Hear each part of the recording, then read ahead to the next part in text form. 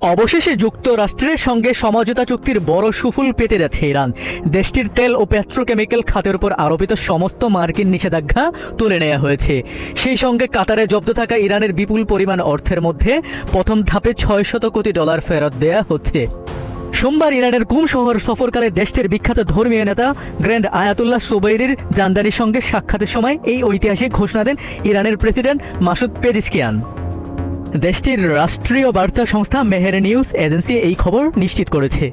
যুক্তরাষ্ট্রের সঙ্গে চুক্তি ইরানের বড় বিজয়।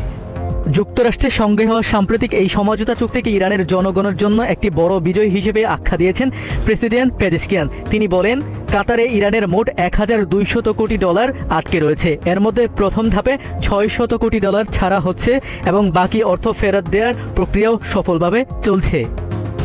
প্রেসিডেন্ট জানান, এই অর্থ ছাড় ও নিষেধাজ্ঞা প্রত্যাহারের বিষয়টি সুইজারল্যান্ডে অনুষ্ঠিত গোপন আলোচনা ও ইসলামাবাদে স্বাক্ষরিত সমঝোতা স্মারকের একটি অন্যতম অংশ ছিল।